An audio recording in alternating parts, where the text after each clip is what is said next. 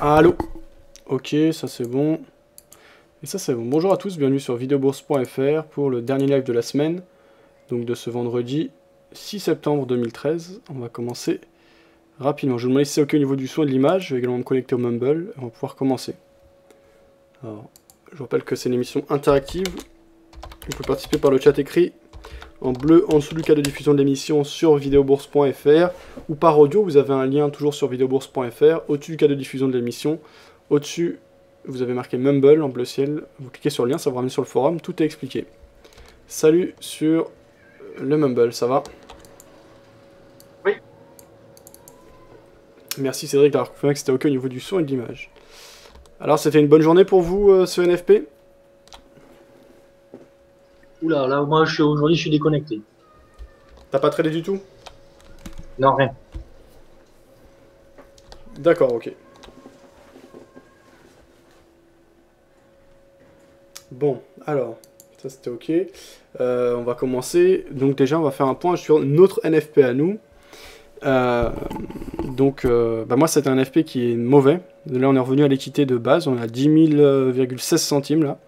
Donc on est tout juste à l'équilibre depuis le 24 juin. Donc pour le moment, ne rien faire à l'heure actuelle, si on coupait tout, aurait été idem au travail qu'on a fait depuis le 24 juin. Donc ça, c'est une part un peu frustrante du trading. C'est savoir accepter de reculer parfois, ou en tout cas de stagner ou d'avancer lentement. L'idée, c'est que ça paye à long terme et de surperformer à long terme, en fait, de faire progresser son capital sur le long terme. Et ça sert à rien de se voiler la face. Pour le moment, c'est pas un bon été. Le fait qu'on est stagné, c'est pas mauvais non plus. Une majorité de traders est négatif. On n'est pas négatif, on est actuellement très légèrement positif, on va dire. On est neutre. Et quand même une dynamique et un élan qui a été mis en place qui est intéressant, je pense, par rapport à cette approche. Et quand on aura des directions plus franches, on pourra gagner beaucoup d'argent, je pense. En tout cas, c'est comme ça que j'ai pensé cette stratégie. Donc on verra ce qu'il en est. On va continuer à travailler sérieusement, selon ce modèle, par rapport à ce compte, parce que ça c'est important, hein. Et je vous rappelle qu'il s'agit d'un compte démo d'une valeur de 10 000 euros.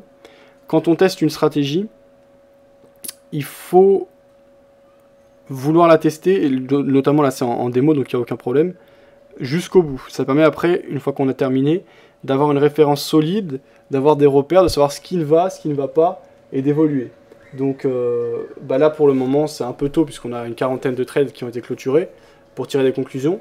Dans 3 mois, à partir du moment où on aura une centaine de trades, ce sera déjà un peu plus intéressant. Et puis quand on arrivera à 500 trades, là on pourra faire des statistiques vraiment cohérentes. Donc jusqu'à là, il reste encore du travail. Alors là pour l'instant c'est le compte principal. À partir de la semaine prochaine, vous savez, je reprends les émissions tout au long de la journée, de 9h à 11h30 le matin, puis de 14h à 17h30 l'après-midi. Donc ce sera une autre approche plus court terme. Ce compte continuera, on continuera à le gérer. Mais ce sera donc il y aura également d'autres comptes dont vous pouvez suivre les résultats avec des stratégies plus court terme. C'est un travail très intéressant. Je vais essayer de l'expliquer dans une newsletter, mais actuellement mon service de newsletter bug un peu pour que ce soit clair pour tout le monde. Je ferai aussi une vidéo ce week-end, donc vous serez tenu informé justement du déroulement des journées de trading des prochains mois, hein, puisque ça va être les horaires pour le reste de l'année. Là c'était les sessions de l'été où je travaillais plus sur le site et je faisais que les lives le soir.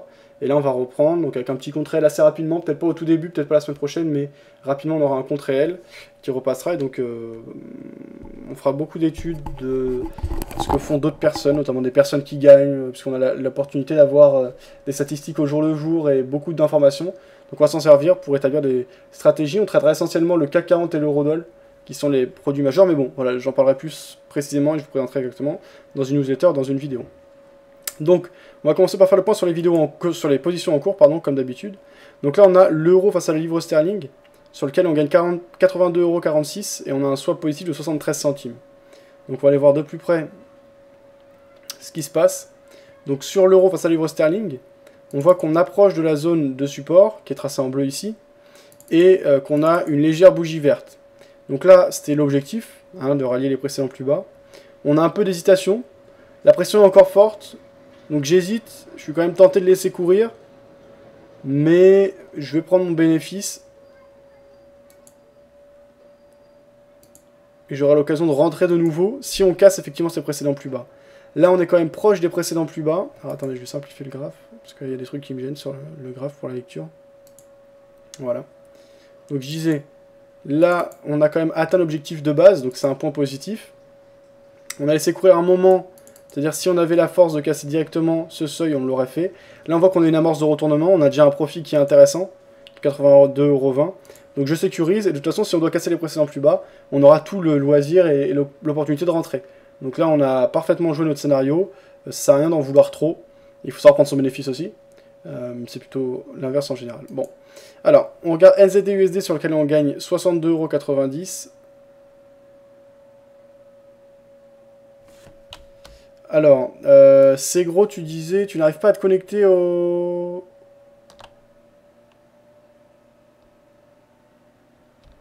site. T'as quoi comme message d'erreur? À quel moment t'as un message d'erreur, c'est gros? Et tu dis c'est pas une bonne semaine, tu parlais par rapport à quoi? Par rapport au résultat trading ou par rapport à autre chose? Alors, on va regarder donc NZD-USD. Donc NZD-USD qu'on a ici. Donc on était acheteur, on a une très belle bougie de hausse, une très belle impulsion. On était rentré sur une première impulsion ici, donc là c'est très bien, même si on a une zone qui a été pas mal travaillée, ça c'est pas très rassurant. Pour le moment on a une impulsion, donc on laisse courir, on va voir jusqu'à où elle nous mène. Donc ça on laisse courir. Alors euro-franc suisse, on est en position acheteuse, on avait suivi une impulsion initiale. L'euro-franc suisse qu'on va retrouver ici. Hier, belle impulsion haussière, on a continué. Là, ce jour, on a une belle impulsion baissière. De toute façon, moi, tant qu'on est au-dessus des 1.20, ça ne me dérange pas, puisque c'est le seul important qui est protégé par la Banque Centrale Suisse. Donc, je ne couperai pas ma position en perte, sauf si on casse les 1.20. Donc, on est encore loin, puisqu'on est à 1.2355. Et si ça doit bien se passer, ben, on a tout le temps. Et en plus, ce swap est dans l'autre sens. Donc, pendant on laisse courir, on perd 6,80 €. Alors on perd 14,30 €, mais on a 4,28 € de swap positif sur notre position de carry trading, sur le dollar face au dollar hongkongais. Voilà ce que ça donne. Donc pour le moment, ben, c'est pas top. Il n'y a pas de directionnel dans l'autre sens. Le swap s'accumule. Et quand le directionnel va arriver, s'il arrive, eh bien on n'hésitera pas à en profiter, à prendre nos bénéfices une fois que le mouvement d'impulsion sera ralenti. Si on doit casser les précédents plus bas, donc si on est plus bas, protégé par un conglomérat de banque centrale avec la zone de support entre 7.7478 et 7.7459 qui est représenté ici en bleu, on le fera. Pour l'instant on est encore assez loin, donc voilà. Pour la semaine, oui, effectivement, avec toutes ces annonces, pour le site, on verra plus tard. Alors, non, mais pas de problème, c'est gros, je sais même pas c'est quoi ton souci en fait, donc il faudrait que tu me dises c'est quoi le problème que tu rencontres, à quel moment tu as un message d'erreur. Est-ce que c'est quand tu vas accéder au chat écrit? Est-ce que c'est quand tu vas accéder au forum? Voilà, si tu peux me dire, préciser la nature de ton problème, afin que je puisse t'aider. Bon, alors, sur le dollar néo-zélandais, sur le dollar face au dollar hongkongais, je laisse courir. Le dollar face au yen, alors on était positif, assez largement. D'ailleurs, il y a eu une grosse baisse, on était largement négatif tout à l'heure. Là, on revient un peu sur nos pas, mais c'est même une belle impulsion baissière ce jour, donc ça joue contre nous, malheureusement. Pour l'instant, je laisse courir, mais c'est un mauvais scénario. Voilà, c'est pas ce qu'on joue au départ. Si ça continue à mal se passer, on sortira au fur et à mesure, comme prévu. Euro-dollar, on perd 31 €. Donc, on est rentré à la vente sur l'impulsion baissière d'hier. La dynamique est toujours plutôt baissière. Ce jour, on a eu un retour des acheteurs, notamment par rapport au NFP, qu'on ira voir de plus près. La dynamique est donc toujours plutôt baissière et la reprise haussière n'est pas très forte et est faite sur une news. Donc les effets d'annonce peuvent s'estomper avec le temps et pour le moment ça ne remet pas en question la dynamique de fond. De toute façon c'est normal de se passer, on a nos ordres inverses qui sont prévus, donc pas de souci de ce côté-là. Alors on enchaîne avec le USD NOK qu'on a pris hier, le dollar face à la couronne norvégienne. Voilà. Donc USD NOK, on a une dynamique de fond haussière, on a une belle impulsion hier, et j'avais dit que j'hésitais parce que on n'avait pas vraiment cassé la zone de résistance, vous voyez qu'on a juste une ombre qui était passée au-dessus. Et ce jour, on a des vendeurs qui sont revenus, et pour l'instant, la résistance tient bon. Donc pour le moment, cette zone d'accumulation tient bon, et on est rentré trop tôt. Maintenant, c'est comme ça, c'est le marché, il faut prendre des décisions, ce n'est qu'une question de compromis. Pour le moment, ça ne joue pas dans l'autre sens. AUD NZD, alors AUD NZD... voilà, on a une dynamique de fond qui est baissière. On a pris position sur impulsion et cassure de la résistance oblique baissière. On marque actuellement un pullback. Pour le moment, ça se passe donc pas bien. Deux scénarios possibles. Soit on rebondit et donc on marque effectivement un pullback et les acheteurs reviennent. Soit on continue à baisser, on réintègre l'ancien canal baissier. Donc on recasse la dynamique de fond. Enfin, on réintègre pardon, le canal de fond baissier. Et... à ce moment-là, on sortira au fur et à mesure, on aura nos stops qui sont clairement placés et définis sur notre graphique, et inscrits en machine. L'or, bon, l'or comme d'habitude, on est vendeur, et il nous reste plus qu'un cinquième de notre position. C'était une position qui s'était mal passée, on avait déjà fermé plusieurs fois, et donc en tout, on avait fermé 4/5 à notre position. Là, hier, on a eu une belle baisse, on avait eu 2 jours de baisse consécutifs. Aujourd'hui, on a une petite hausse, de toute façon, on est loin de notre point d'entrée, et on est loin de notre stop loss, donc il ne peut pas se passer grand-chose, on est peu exposé sur ce produit. L'argent, alors... Mips, est-ce que tu sais ce qu'il a comme problème, c'est gros, parce que là, je vois qu'il vient de se déconnecter. Il dit qu'il a des problèmes à accéder au site.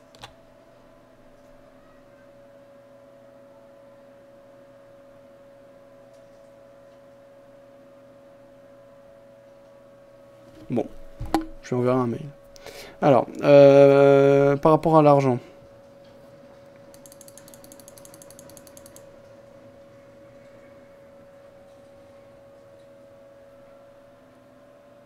Voilà l'argent qu'on a ici. Alors, on avait une dynamique de fond baissière. On avait eu un beau retour des acheteurs. On avait une amorce de retournement dans la zone des 38.2, une belle impulsion qu'on avait suivie. Et pour le moment, ça hésite dans une espèce de zone de consolidation et de distribution. Et donc, on ne prend pas de direction franche pour le moment. Donc, on va voir ce que ça donne. Là, on avait enchaîné 2 jours de baisse, un peu comme sur l'or. Ce jour, on a une bonne petite bougie de hausse. Donc, c'est indécis. Il n'y a pas de direction franche qui est prise, mais ni d'un côté ni de l'autre. Donc, ça ne joue pas forcément pour nous, mais ni forcément contre nous. Pour le moment, on laisse courir. On termine par l'Eurocad. Alors, l'Eurocad qui est la mauvaise position du jour.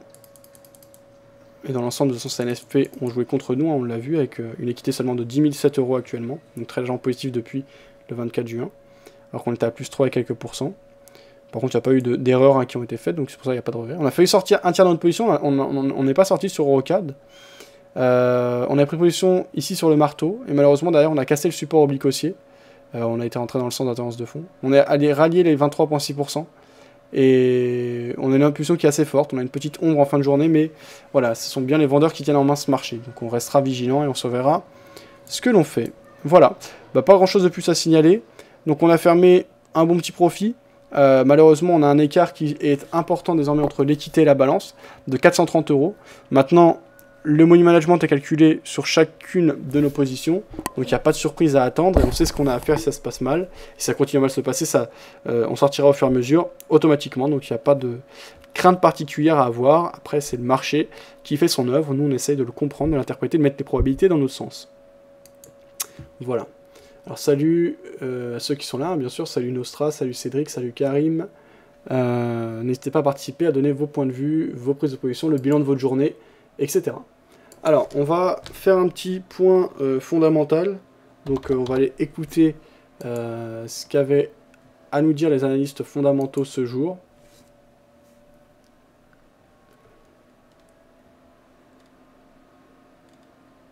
Alors...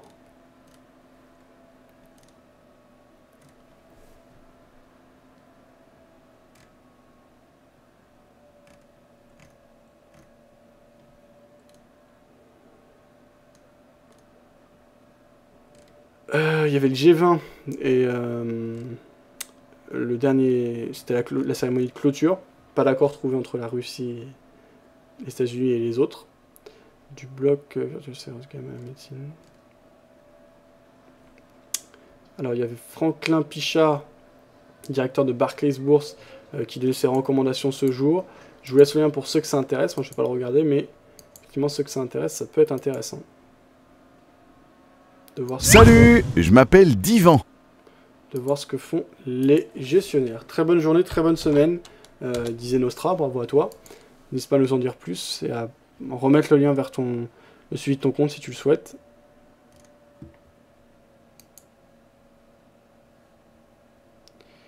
Ouais, Vladimir Poutine qui n'est pas du tout d'accord avec une intervention en Syrie.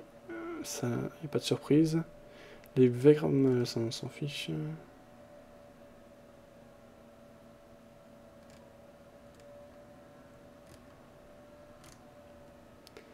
Alors j'aurais bien aimé avoir quelques points fondamentaux, j'en vois pas tellement. La Fed ralentira le rythme d'achat d'obligations d'après Jean-Pierre Petit dans GMB. On écoute ce point par BFM Business. Good Morning Business jusqu'à 9 h sur BFM Business. Alors, juste un mot. Alors, je coupe tout de suite puisque ils sont complètement en retard. Hein, c'est pas du tout ça que je cherchais. Donc ça va pas m'intéresser. Bon, puisqu'ils sont incapables de fournir des vidéos en temps et en heure, Je vais aller me renseigner moi-même. J'étais un peu fatigué de lire. Ce jour, je vais m'écouter des vidéos, mais ils sont pas encore au point sur les publications de vidéos pour donner les informations. Donc on va aller sur Romandie, site d'information écrite, et là au moins les informations tombent en temps et en heure. Ça va être... Alors, on fait un point déjà sur la bourse de Paris. On écoute cette dépêche publiée par l'agence France Presse en direct de Paris, avec la bourse de Paris et le CAC 40 qui termine en hausse après l'emploi américain de 1,06%. La bourse de Paris a terminé en nette hausse plus 1,06% vendredi, accueillant favorablement la publication de chiffres de l'emploi américain pourtant mitigés. L'indice CAC 40 a pris 42,39 points à 4049,19 points dans un volume d'échange modéré de 3,1 milliards d'euros. La veille, il avait gagné 0,66%. La cote parisienne a hésité sur la tendance à suivre tout au long de la séance, tiraillée dans l'après-midi entre les indicateurs économiques aux États-Unis et l'évolution de la situation en Syrie. De son côté, Wall Street hésitait sur la direction à prendre. Dans l'après-midi, la bourse de Paris a rapidement perdu du terrain avant de se rattraper en fin de séance, ayant bien accueilli plus tôt dans l'après-midi les statistiques sur l'emploi américain. L'économie américaine a créé 169 000 emplois en août, soit moins que prévu par les analystes, tandis que les créations d'emplois des 2 mois précédents ont été drastiquement revues en baisse. De son côté, le taux de chômage a reculé à 7,3%. Les chiffres étant ressortis en demi-teinte, le marché en a déduit qu'il n'y avait pas de raison d'avoir une action extrême de la part de la Fed, indique Guillaume Garabédian, conseiller de gestion chez Mescart Gestion Privée. Les investisseurs attendaient ce rapport avec impatience afin d'en tirer des conclusions sur l'évolution à venir de la politique monétaire de la Fed, donc de la Réserve fédérale américaine, actuellement extrêmement accommodante, mais qui pourrait être révisée dès le prochain comité de politique monétaire les 17 et 18 septembre. Ils anticipent désormais plutôt une évolution progressive qu'un arrêt brutal, estime M. Garabédian. Cependant, le marché va rester dans une phase d'hésitation tant qu'il n'aura pas de précision sur une éventuelle intervention occidentale en Syrie et sur la politique monétaire de la Fed, résume Renaud Muraille, gérant chez Barclays Bourse. L'incertitude sur le plan géopolitique peut entraîner des replis ponctuels sur le marché, indique-t-il. Parmi les valeurs, les banques ont soutenu la tendance avec BNP Paribas, Capgemini, bref, après ça va moins être intéressant. Donc voilà, c'était le point sur la situation en France, en Europe et en France plus précisément, avec un bon profit ce jour.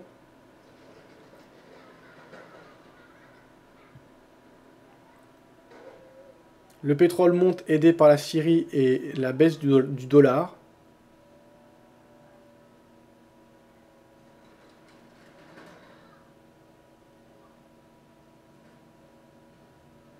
« 11 pays du G20 appellent à une réponse internationale forte contre Damas. »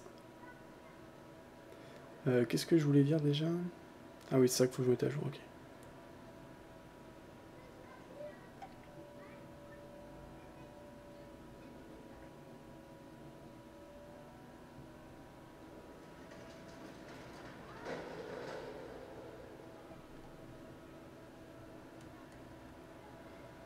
Wall Street aussi autour de l'équilibre. On écoute ce point en direct de la bourse new-yorkaise. Donc c'est effectivement publié en direct de New York par l'agence France Presse toujours. Wall Street qui est aussi autour de l'équilibre. Wall Street hésitait vendredi après l'ouverture, faisant preuve d'une grande volatilité après la publication de chiffres clés sur l'emploi aux États-Unis à l'issue du sommet du G20 en Russie et à l'issue du sommet du G20 en Russie.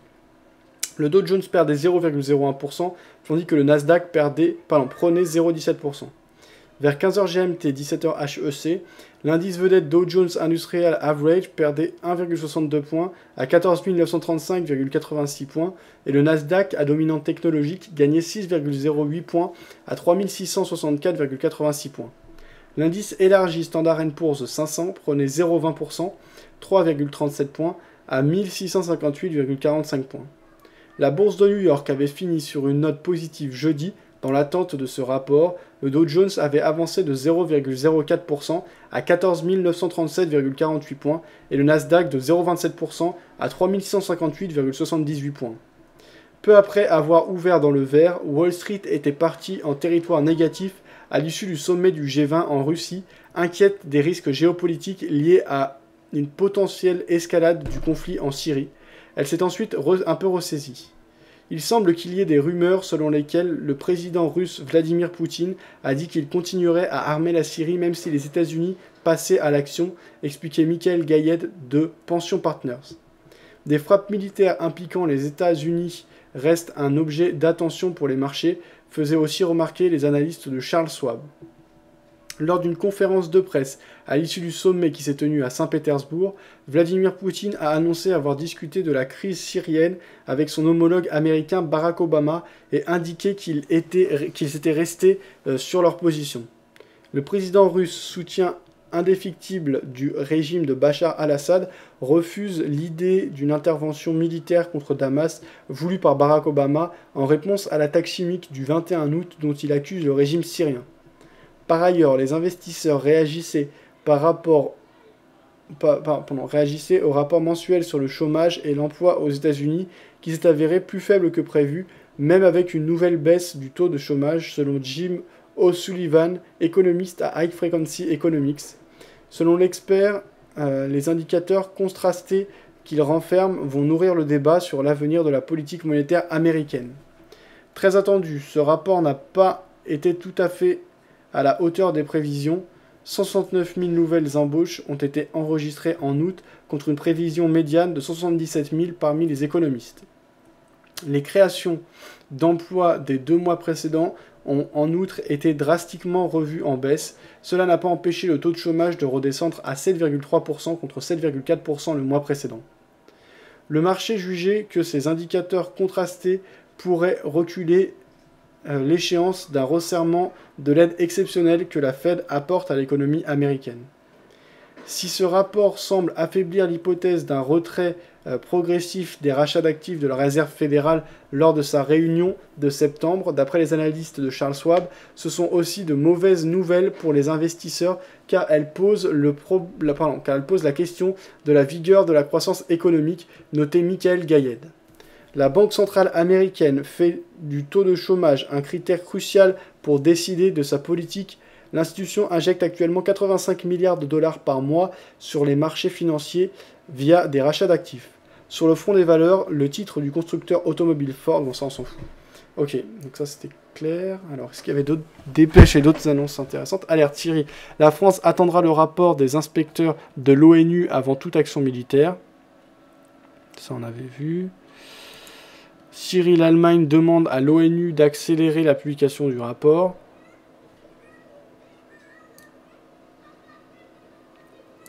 Devise, l'euro se reprend face au dollar malgré une baisse du chômage US.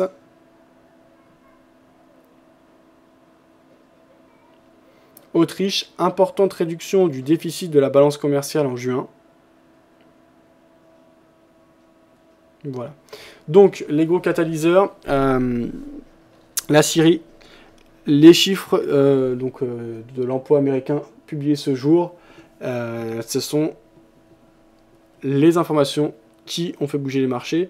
Et je précise que ces chiffres sont à interpréter en lice et en ayant la vision et en sachant qu'il y aura une réunion importante les 17 et 18 septembre prochains, au cours de laquelle la Fed et ceux qui dirigent donc la Banque fédérale américaine prendront des décisions vis-à-vis de la politique monétaire à adopter pour l'avenir par rapport à l'économie américaine. L'économie américaine qui reste la plus grosse économie au monde et actuellement qui est soutenue depuis la crise des subprimes de 2008 par des rachats d'actifs à hauteur de 85 milliards de dollars par mois, ce qui permet d'alimenter et de soutenir l'économie en la relançant. Ceci dit, ça peut avoir des effets néfastes si on maintient ce type de politique trop longtemps, ce type de politique accommodante, parce que ça peut créer de l'inflation. C'est-à-dire que plus on a prime de dollars et plus on crée de monnaie, moins une unité de cette monnaie vaut d'objets concrets, puisque bien sûr imprimer du papier c'est illimité ou quasiment, en tout cas créer de la monnaie c'est illimité, mais les biens et services réels auxquels elle réfère sont quantifiables et limités. Donc voilà un peu la logique. Et en fait, ces bons chiffres... non, en fait, ces mauvais chiffres... Alors, on va les voir de plus près, hein, exactement ces chiffres, justement. Donc, je vais me rendre sur Forex Factory.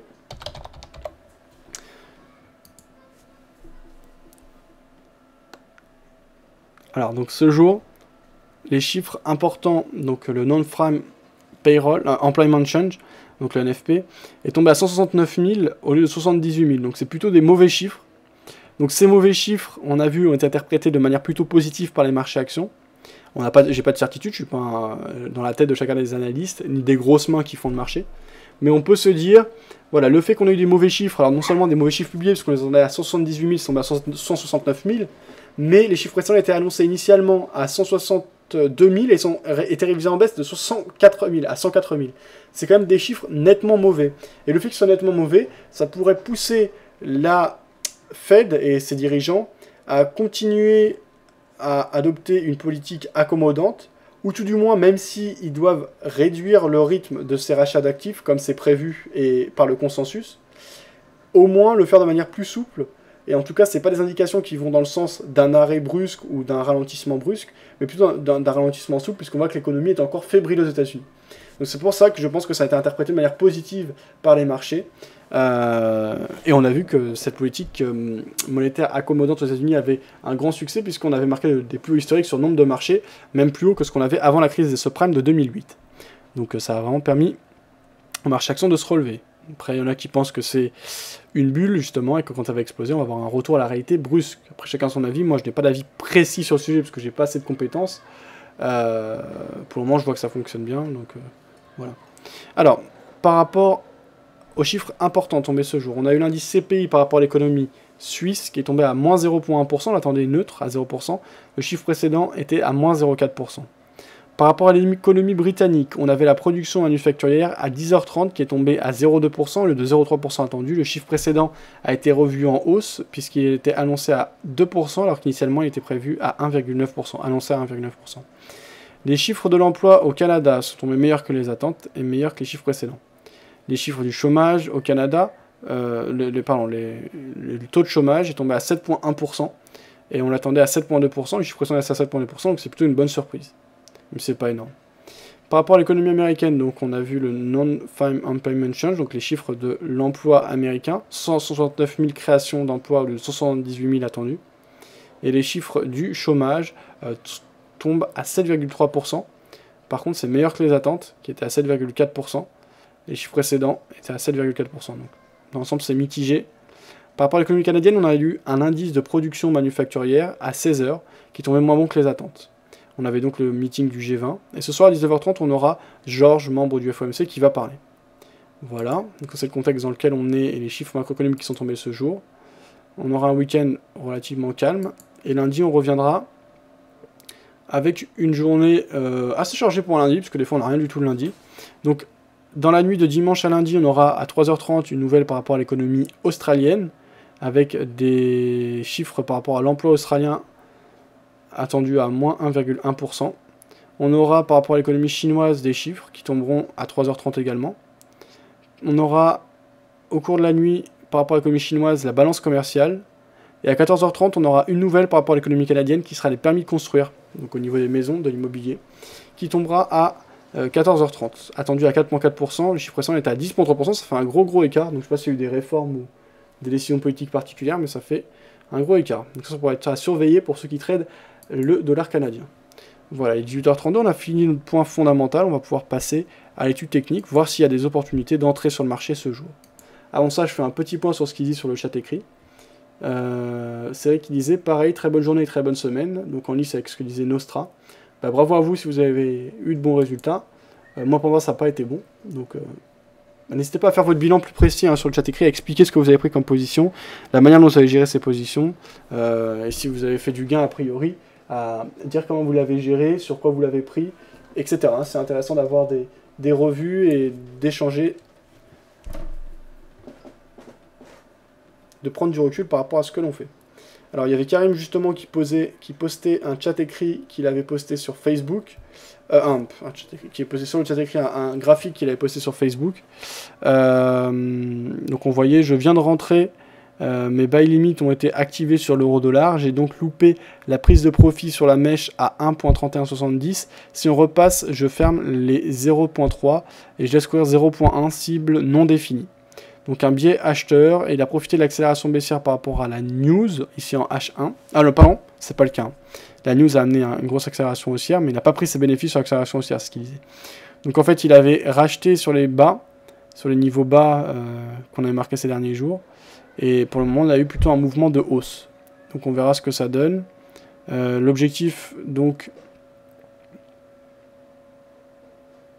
Tu dis que tu as loupé les 1.3170.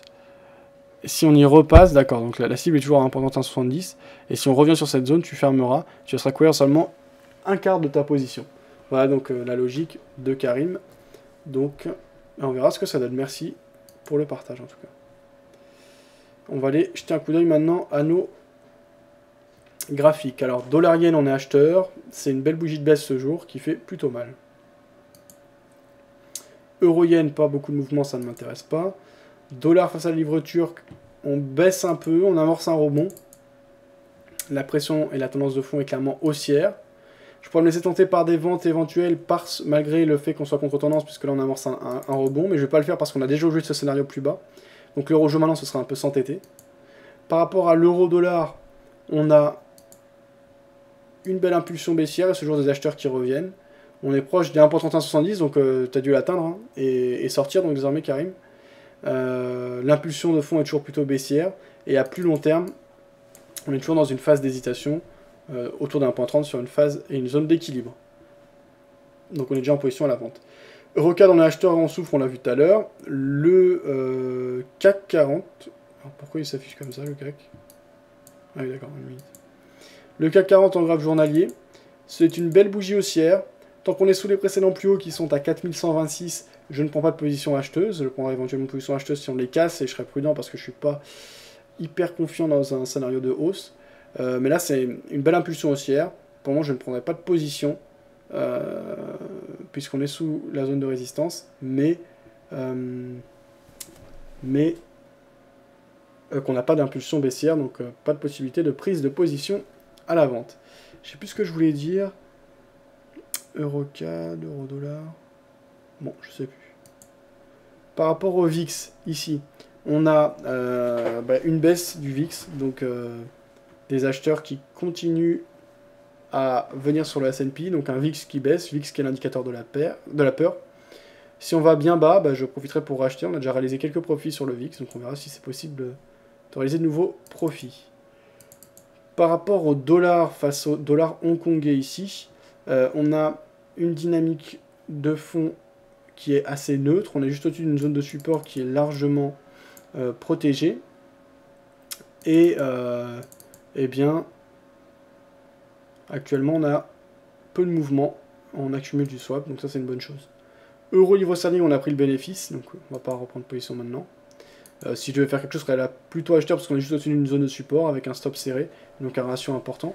Par contre, ce que j'ai oublié de faire, c'est de supprimer les ordres dans l'attente sur euro livre sterling, ce que je vais faire de ce pas.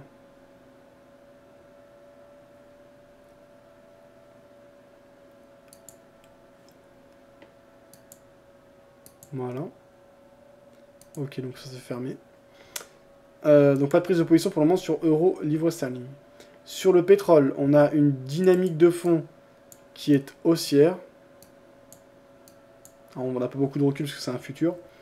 On a une belle impulsion ce jour par rapport au G20 et au fait qu'il y a un désaccord. Peut-être aussi par rapport aux chiffres américains qui ont impacté le dollar. Et bien sûr, le pétrole s'échange contre du dollar. On peut avoir un scénario d'achat intéressant. Déjà, si je devais rentrer maintenant, ce serait acheteur. Ceci dit, il faudrait une impulsion plus forte que ça pour me faire rentrer, notamment la cassure des précédents plus hauts qu'on avait marqué ici, via la mèche du 28 août à 112.15, on est actuellement à 110.11, donc pas de prise de position dans l'immédiat. Au niveau de l'or, on a une dynamique de fond qui est baissière, nos acheteurs qui sont bien revenus, on est déjà en position à la vente, on laisse courir. AUD-USD, les acheteurs reviennent, c'est plutôt pas mal. Maintenant, on a déjà tradé ce scénario qui s'est paralysé de la sorte sur AUD-NZD, la cassure de la résistance oblique baissière, du mouvement de baisse qui s'observait sur le dollar australien depuis plusieurs semaines, plusieurs mois même. Et malheureusement, ça s'est moins bien passé sur le dollar australien face au dollar néo-zélandais que sur le dollar australien face au dollar américain. mais je laisse courir, et on va voir ce que ça donne. Sur le dollar australien face au dollar néo-zélandais, parce que pour le moment on marque un pullback. Ici sur le dollar australien face au dollar américain, je vais pas prendre de décision. Alors on voit un espèce de double bottom, même pas un espèce, hein, un double bottom assez intéressant. Les acheteurs qui reviennent, donc si on casse la ligne de coup, pourquoi pas acheter, si on a une belle impulsion. D'ores déjà je serais plutôt acheteur. Maintenant je suis méfiant parce qu'on est quand même dans une zone d'accumulation, on approche d'une zone de résistance, donc tracé et repéré en bleu sur mon graphique aux alentours de la zone des 23,6%. De toute façon la dynamique de fond baissière. Euro-franc suisse, on est proche du point d'entrée, toujours au-dessus des 1,20. J'accumule du swap positif. Sur le câble, on est toujours en dessous de la zone de résistance. Si on la casse, pourquoi pas rentrer. Là, je chercherais plutôt des points d'entrée à la vente si on avait de très belles impulsions pour jouer une correction dans l'orange, comme ce qui se passe depuis des mois maintenant. En l'occurrence, depuis le mois de février 2013. Donc pour le moment, pas de prise de décision. L'argent, on est vendeur, pour l'instant ça monte. Si ça va continuer à mal se passer, eh bien, on sortira au fur et à mesure. La tendance de fond est dans notre sens, donc les marchés peuvent tout à fait repartir dans notre sens. NZD, USD, belle impulsion haussière, on laisse courir, on est acheteur, tant mieux. Merde.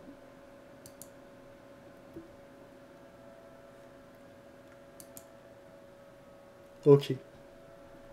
NZD, USD, on a vu.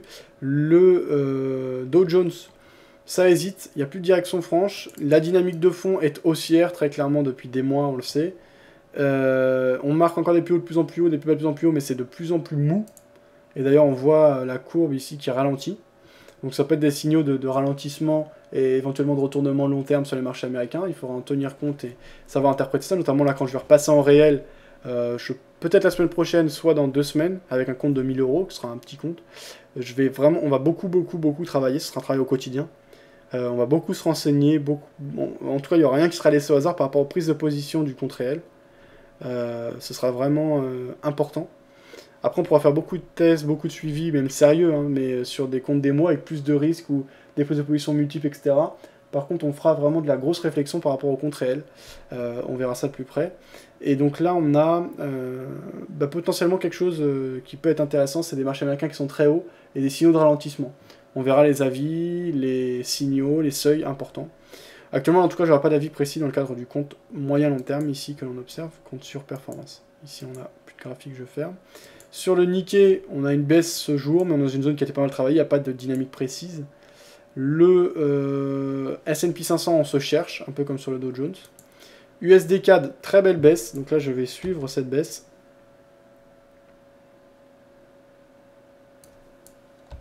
Attention parce que lundi il y a une nouvelle, on l'a vu. Donc voilà, prise de position de 0,1 lot sur le dollar face au dollar canadien. Pourquoi? On a vraiment une impulsion très forte ce jour.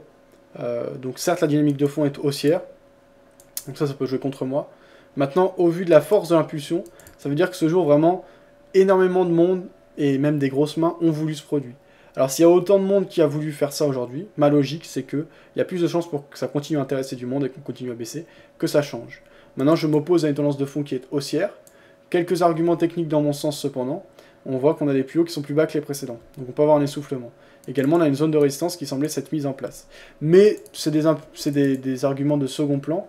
Moi, vraiment, le gros de mon argument est très simple, même simplissime, et donc ça peut paraître bête pour certains. Et on verra si à terme c'est une logique cohérente. C'est qu'il y a eu vraiment un engouement important ce jour par rapport à ce produit. Donc voilà, Alors, on va placer les points de sortie. Donc si ça se passe mal, eh bien on sortira un premier tiers en cas de cassure des précédents plus hauts d'il y a quelques jours. Donc ils sont à 1.5558, on va mettre à 1.5565.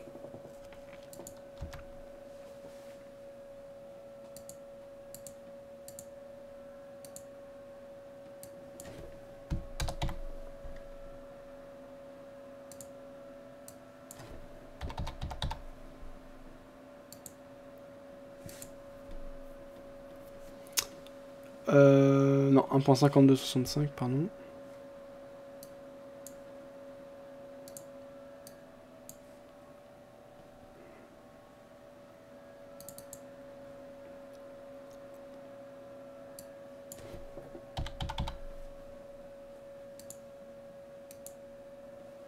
Pourquoi on le voit toujours pas là? Bon, j'ai dû faire une erreur, alors. Ah oui, non, d'accord. 1.0565, d'accord. 1.0565.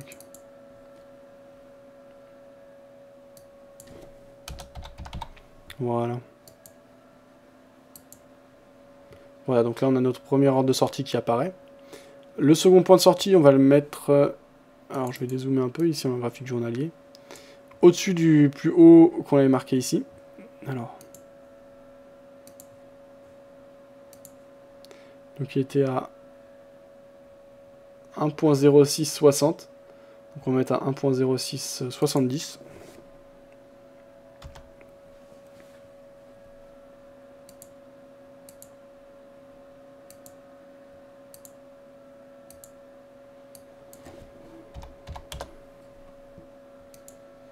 Voilà, donc le niveau qui apparaît.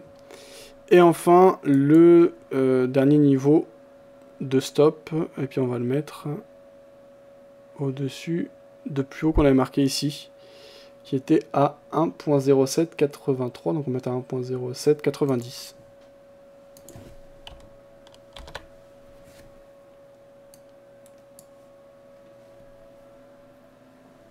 Alors, 1.0790...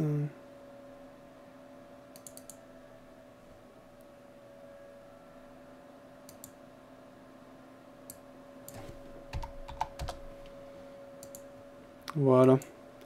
Voilà, donc là on a une prise de position qui n'est pas optimale d'un point de vue technique, puisqu'on voit que la tendance de fond est haussière, donc je suis jamais à l'aise à rentrer contre tendance, je préfère rentrer dans le sens de la tendance.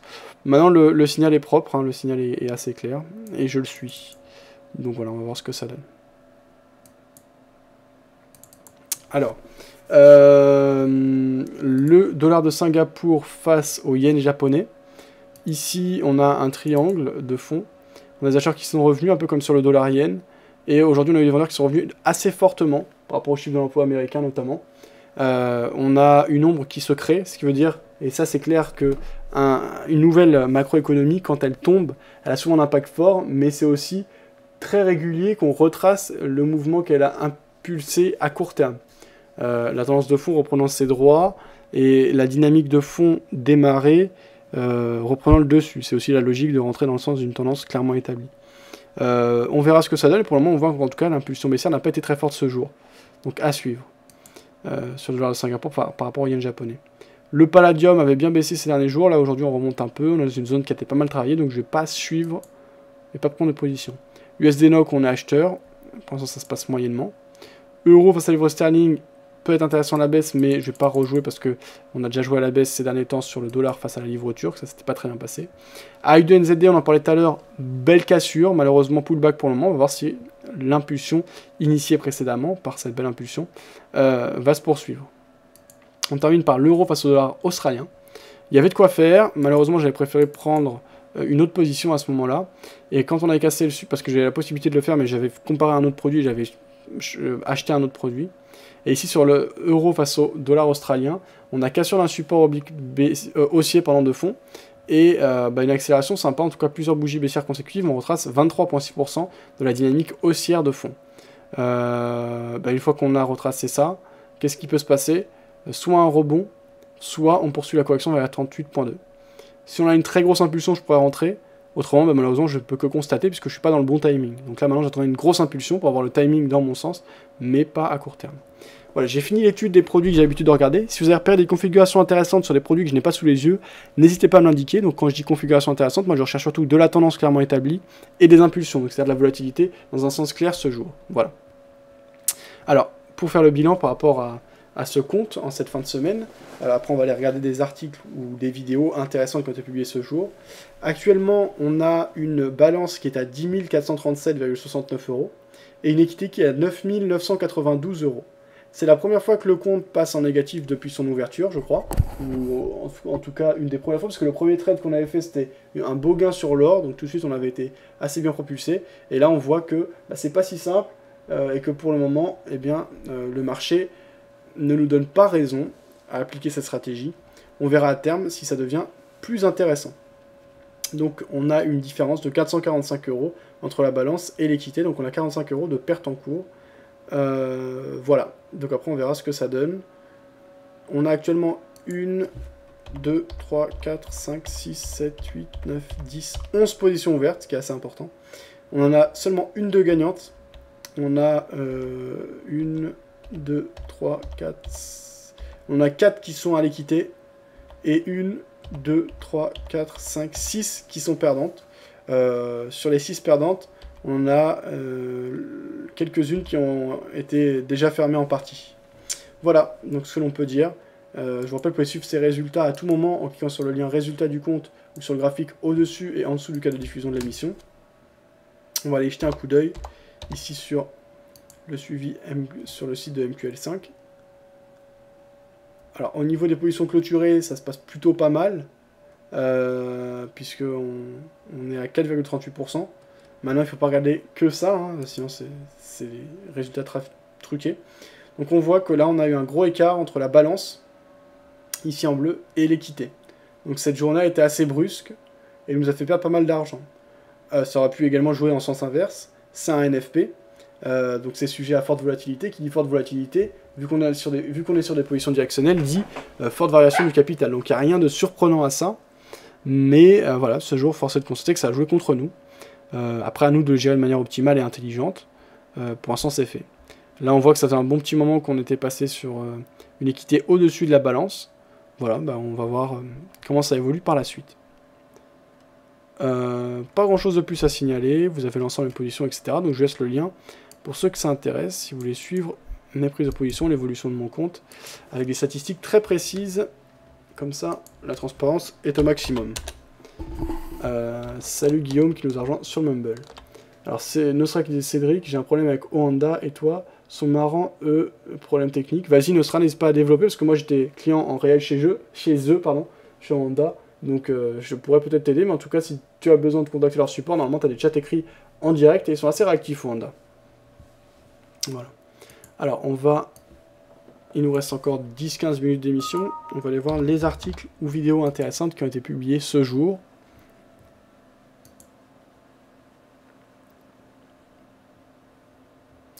Paris hésitante avant l'emploi américain, mais c'est quoi ce délire? Il est tombé il y a 1 heure, il se met pas à jour, quoi, mes abonnements de... Ah, mais je crois que c'est ça, en fait. Je crois que c'est pour ça que je comprenais pas. Je crois qu'en fait, YouTube a un bug et que les abonnements se sont pas mis à jour.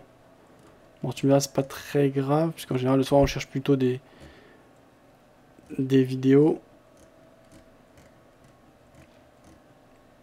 d'informations générales. Eh bien, ce qui peut être intéressant, c'est d'avoir le point de vue d'un professionnel de la finance, de quelqu'un qui a une grosse expérience, en la personne de Franklin Pichard, qui est directeur de Barclays Bourse, qui donnait ses recommandations. Donc ça va être plutôt du fondamental. Communication, marketing, recrutement. Vos besoins ont des solutions vidéo avec Décideur TV, le studio.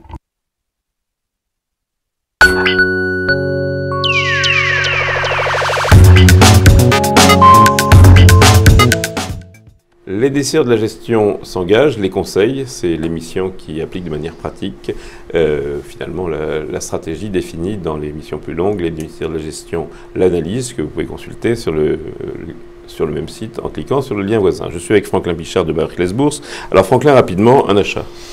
Écoutez, un achat, je l'ai un peu dévoilé tout à l'heure, je vous l'ai dit sur repli, je trouve qu'à ces niveaux de cours, on peut rentrer sur Essilor et puis encaisser toutes les corrections sur le marché, ce serait mon titre. Si je veux être un petit peu plus dynamique, sans être inconscient pour autant, eh ben Alcatel, je crois qu'il se passe quelque chose, on ne peut pas bouder la réorganisation du secteur et ce repricing des valeurs. Les brokers sont devenus positifs. Et puis il y a eu un très beau contrat avec Telefonica sur la 4G. Voilà, on l'a ignoré pendant des années. Et bien voilà, c'est le retour en grâce d'Alcatel. Le marché le salue. Il y a peut-être encore quelque chose à gagner dessus, avec des objectifs autour de 2,80 €, voire jusqu'à 3,50 € pour certains brokers très ambitieux. Mais en tout état de cause, il y a peut-être à surfer sur la vague. Bien, une vente ou un arbitrage, ou restez à l'écart? Non, pour le moment, je ne vends pas, j'ai tenu les positions. On avait vendu un peu avant l'été, donc là, typiquement...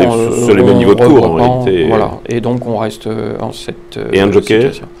Alors joker, écoutez, on s'est attaché à une statistique qui est sortie cette semaine sur les embauches en 2013. Un chiffre a retenu notre attention, 81% des embauches 2013 se sont faites en CDD. CDD qui soit traduisent les inquiétudes des chefs d'entreprise à ne pas vouloir s'engager plus longtemps, traduisent également ce phénomène bien classique auquel on assiste, on essaye le produit avant de l'acheter et on le prend en CDD avant de l'avoir en CDI, permettez-moi ce raccourci un peu réducteur. Et du coup, on a regardé le groupe CRIT, et CRIT est un groupe qui a retenu le travail temporaire, c'est un groupe qui a retenu notre attention. On avait eu une dégradation sur le premier semestre lors de la publication. Quand on rentre un petit peu plus dans le détail, on s'aperçoit que la dégradation était beaucoup plus forte sur le premier trimestre, beaucoup moins forte que redoutée par les analyses sur le deuxième trimestre. On rentre sur le groupe CRIT et puis trois petits repères. En 2007, CRIT, ça valait 46-47 euros quasiment. On était tombé à des niveaux, au début de l'année, on valait autour de 21 euros, on vaut autour de 25 euros. En avril 2010, on valait 25 euros, on valait 21 euros au début de l'année. Là, on pense qu'on pourrait revenir sur les niveaux de 24-25 euros sans être très ambitieux. Il y a 18% d'upside. On pense que c'est un titre sur lequel il ne faut pas forcément trop attendre. On peut revenir sur ce groupe et profiter du redémarrage, fameux redémarrage européen dont on parlait tout à l'heure. Eh bien, merci beaucoup, Franklin Pichard. Rendez-vous la semaine prochaine, même heure, même endroit. Au revoir. Voilà, donc le point réalisé par Décideur TV. Alors, on va enchaîner, on va regarder encore une vidéo. Alors, sur le chat écrit, il y avait des discussions par rapport à Honda, apparemment, qui sont en maintenance. Ils disent qu'il y a maintenance de la plateforme aujourd'hui, mais pas avant la clôture quand même. J'ai pas utilisé Honda, je peux pas te le dire. C'est bon, c'est revenu, mais 12 minutes sans rien. C'est beaucoup. Imagine, c'était tout à l'heure. Ah bah oui, c'est sûr que c'est pendant le NFP. C'est fatal. Il y avait une leçon sur les chandeliers japonais. On a déjà vu une hier, mais ceux qui veulent se former peuvent retrouver ça sur YouTube. On va aller voir. Je vais voir s'il y a d'autres choses.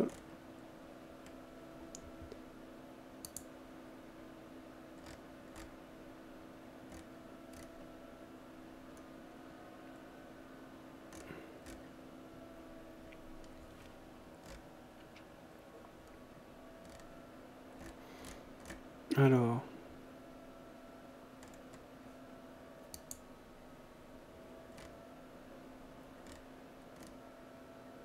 Paul Jorion, mais bon, ça m'intéressait moyennement. Comment les gens fonctionnent vraiment? Non, ça va pas m'intéresser. Les élections en Australie, 2 experts donnent leurs analyses. Les montres intelligentes, donc ça va être la prochaine mode. Et Samsung semble bien positionné par rapport à Apple. Il y avait une analyse de Trade Life Future. On va écouter son analyse technique. Donc c'est quelqu'un qu'on a l'habitude de retrouver sur le site. Et on va retrouver le responsable de ce site au salon du trading pour ceux qui sont présents les 20 et 21 septembre. Je ferai une interview. Salut à tous. On est le vendredi 6 septembre et on va faire un petit point donc sur le SP500 avec la news très attendue cet après-midi du NFP.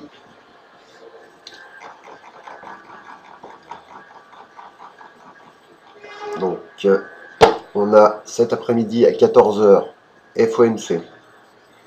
Donc déjà, ici, on pourrait avoir un peu de volatilité. Donc, le scénario que j'aimerais voir, c'est un repli. Donc ici, en journalier. On va commencer en journalier. Donc on voit qu'on a freiné légèrement la baisse avec la consolidation qui s'est faite sur cette oblique journalière ici.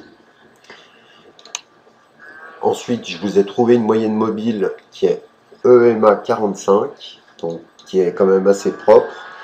On voit qu'ici, elle a fait résistance, support, ici support, support, support, ici, bon, pas trop. Ici, on la passe, on accélère. Ici, résistance, résistance. Et ici, on la travaille. Ce qui aurait été bien, c'est de ne pas partir trop vite à la hausse. En fait, de partir vers des supports. Donc, je vous ai noté les prix importants. Donc, retracement de cette baisse 23% à 16,43, donc ici. Le bas de cet oblique à 16,37 et la résistance en dessus, c'est 16,63. Retracement de 50%, 16,64. Donc, ce qui aurait été bien, c'est un repli pour venir tester les plus bas, repartir vers le haut, et après on verra. Soit, on part directement à la baisse et on casse cet oblique. Donc là, on aurait un signal de continuation baissière, mais on n'y est pas. Donc, en fait, on voit ici que ça fait un triangle à angle droit. Donc on surveille simplement cette zone et le support intermédiaire. Et en 240 minutes, donc je vous ai mis la moyenne mobile 225. En fait, c'est juste cette fameuse EMA 45 journalière. Donc c'est ici cette moyenne mobile que vous avez sur graphique journalier. Donc je vous posterai dans la zone VIP bien sûr la configuration actuelle. Donc ça c'est l'oblique que je vous montre sur le journalier. Donc on voit ici qu'on est dans un couloir baissier. La borne haute, c'est donc 64 approximativement.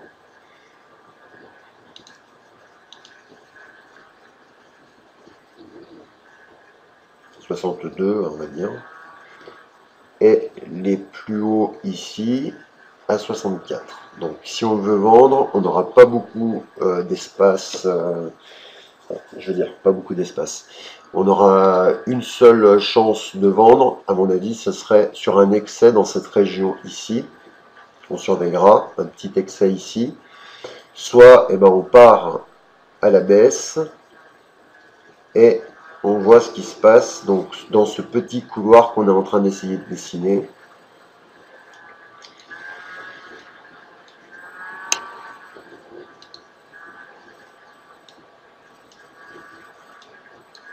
Donc on a quand même des signaux qui sont encourageants pour les acheteurs.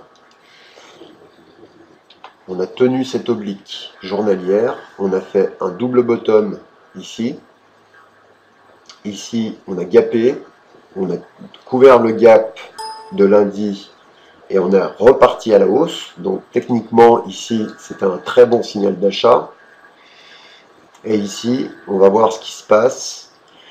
On est en train, à court terme, de faire une petite épaule, tête, épaule. Si je prends ce chandelier et que je le reporte à la cassure à peu près ici, ça me donne cette région pour repartir tester dans un premier temps déjà cette région-là et cette région-là. Moi, j'aimerais vraiment pouvoir essayer de vendre cette zone-là. Après, ce sera vraiment un seul trade vendeur, car le scénario que je préfère, ce serait qu'on sorte de cette zone et qu'on se retrouve vers le 18 septembre par ici. Ce serait génial pour la suite des événements. Donc, on va surveiller ça. Je vais regarder, moyenne 20, elle est où? Donc la 20, elle est ici, donc ça on enlève, hein. Pour l'instant c'est que du scénario. Je vais enlever aussi un peu de...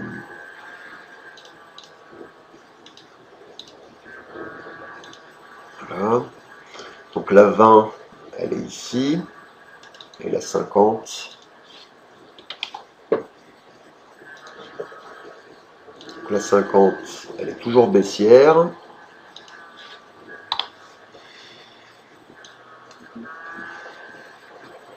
Donc on on voit qu'à court terme, on va y aller. On va aller voir à court terme. À court terme, on dirait qu'on se replie sous cette moyenne exponentielle. Donc ce sera important de voir donc, dans cette région, donc les, on va dire, 16,45 approximativement.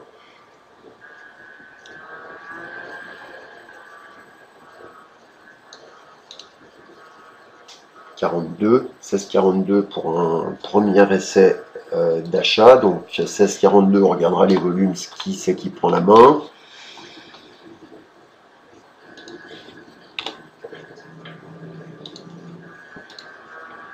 Voilà, on va aller voir à court terme, 30 minutes par exemple.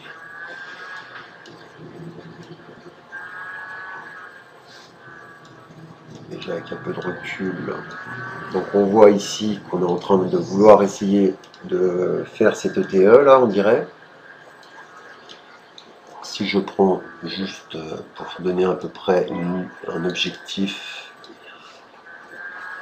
si on casse le retracement ici, ça nous fait du 44. Donc aux alentours ici,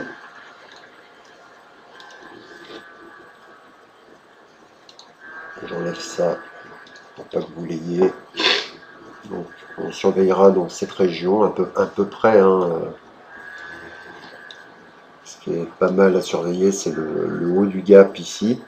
Éventuellement, si on le reteste et que c'est positif et que ça relance ici, moi je payerai.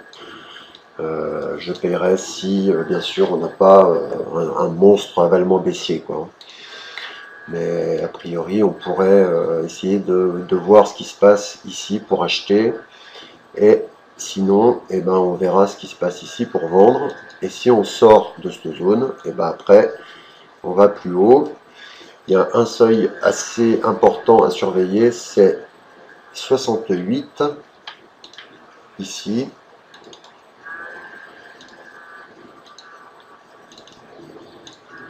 Qui correspond à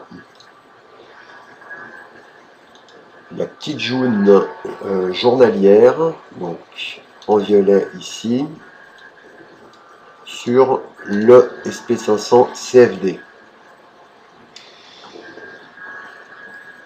Voilà. Si on regarde, donc là on est en journalier, on va regarder déjà en 4 heures, si ça ressemble. Salut Fabien. Bonsoir. Alors, c'est qui s'est connecté? Ah, justement, Trade Live Future. Ah bah voilà, bah c'est toi que on est juste en train de diffuser justement ton analyse. Ça va? J'ai un souci, je t'entends, mais... Attends, vas-y, reparle-moi s'il te plaît. Moi, normalement, il n'y a pas de problème avec mon micro. Là, tu m'entends pas? Ouais, je t'entends pas, mais c'est très très bizarre. Je t'entends pas dans le casque, je t'entends dans l'ordi. Est-ce qu'avec Mumble, est-ce qu'il y a un truc pour le son? Je pense que c'est parce que tu as le live allumé en même temps. Non, non, le live est coupé, j'ai ma touche pour te parler et tout, mais attends, je vais chercher l'assistante audio.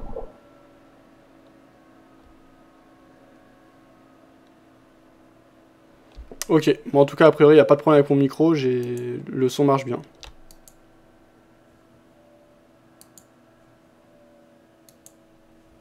Alors, pourquoi je vous ai montré cette analyse? Alors c'est vrai que c'était moins intéressant que ce qu'on a l'habitude de regarder, puisque je sais pas, il y a un bug avec YouTube, donc j'ai pas mes dernières vidéos qui sont tombées, donc vraiment les analyses qui prennent en compte les dernières données, donc finalement c'était une analyse faite ce matin.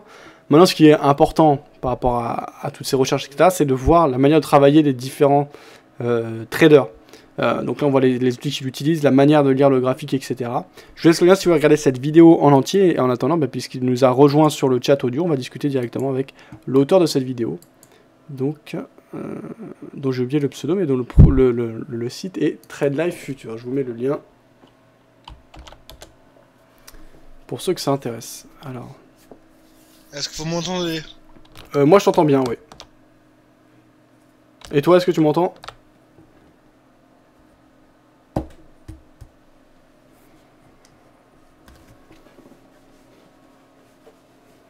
Est-ce que tu m'entends? A priori non.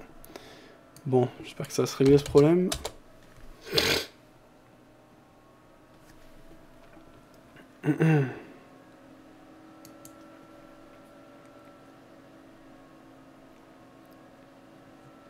Voilà, c'est revenu. On avait, en attendant que Trade Life Future réussisse à configurer ses haut-parleurs et son micro, on va écouter donc le point hebdomadaire réalisé par Philippe Béchal et Jean-Louis Cussac. Intégral Bourse. Sébastien Coinon sur BFM Business. Avant cela, on refait le bilan de cette semaine boursière avec nos invités. Philippe Béchat, Cercle Finance. Philippe, bonjour. Bonjour. Et Jean-Luc Cussac, Jean-Louis, qui a fait sa rentrée ces derniers jours dans Intégral Placement le matin. Vous êtes nombreux à... Ouais, là tu m'entends? Ah oui, je t'entends. Ok, parfait. Ouais, donc je disais, on regardait ta vidéo, ton analyse là, que tu avais faite ce jour par rapport au site Trade Life Future. Ah ouais, bah ça c'est pas moi, c'est mon collègue, ouais. Ah d'accord, vous êtes deux à travailler sur le site? Ouais, on est deux, Olivier et puis moi, Dionys. D'accord, ok. Donc, est-ce que vous avez la même manière de travailler? Parce que lui, on voyait utiliser essentiellement les supports résistance, les retracements de Fibonacci et également il regardait Ishimoku. Est-ce que toi, tu as la même grille de lecture des graphiques? Alors voilà, c'est là où se pose le problème, c'est que bah lui, il a dû faire en sorte de faire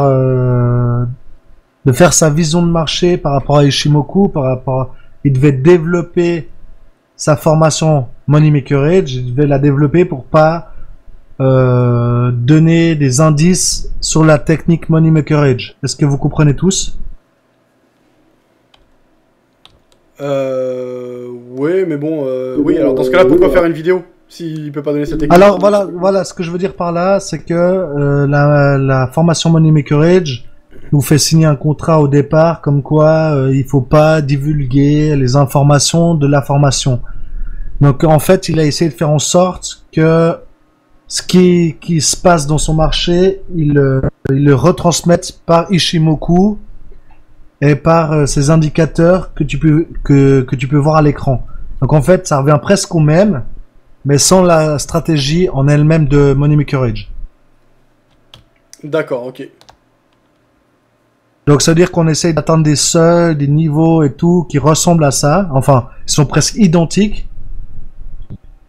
En sorte que les gens comprennent et qu'ils puissent trouver une stratégie par rapport à ça sans connaître vraiment la stratégie. Après, bien sûr, je suis le premier à dire et je serai le premier à revendiquer cet état d'esprit de cacher une méthode qui marche, soi-disant qu'on doit payer. Bon, je reviendrai là-dessus, je t'en ai parlé. J'espère participer avec toi à un interview pour pouvoir approfondir ce sujet et puis arrêter de cacher les choses dans ce monde qui veut... Bon, ouais, j'ai de la peine à expliquer, mais dans ce monde qui veut faire croire des choses qui ne sont pas réelles. Ouais. Bah écoute, en tout cas, moi je serai là au salon du trading, je crois que tu y seras également. Donc ce sera l'occasion de réaliser cette interview justement. Tu pourras nous en parler davantage. C'est-à-dire là, donc tu vas nous parler d'une technique précise ou plus d'un état d'esprit, d'une vision globale du marché? Alors moi, ce que je vais faire en espérant de ton interview, c'est que je puisse aborder la technique Money Maker Edge sans trop en divulguer pour pas me mettre trop de gens à dos, parce que c'est sûr que avec les reproches que je vais leur faire ou que je pourrais amener, je suis plus dans la reproche que dans le fait de mettre leur formation au niveau. J'ai commencé le trading en fait en me disant faut que j'ai une formation. J'avais pas les moyens de me payer la formation de Tammy Cabbage. Je suis parti sur une formation américaine, donc MME, Money Maker Edge, qui est une formation américaine à la base, mais qui a eu son cursus francophone. Et là, je me suis dit, je serai gagnant. Je suis gagnant. Je vais pas mentir, je suis gagnant. Vous pouvez aller sur mon site, voir les résultats. On est gagnant. Mais pour moi, pour devenir un grand trader, il suffit pas de travailler 1 heure par jour sur les marchés. Et puis, c'est pas avec ça qu'on va se faire reconnaître. Donc pour moi, j'ai voulu pousser plus loin la recherche. Et grâce aux gains que j'ai eu avec Money Maker Edge, je me suis payé une autre formation, Tammy Cabbage, la TKL Trading School.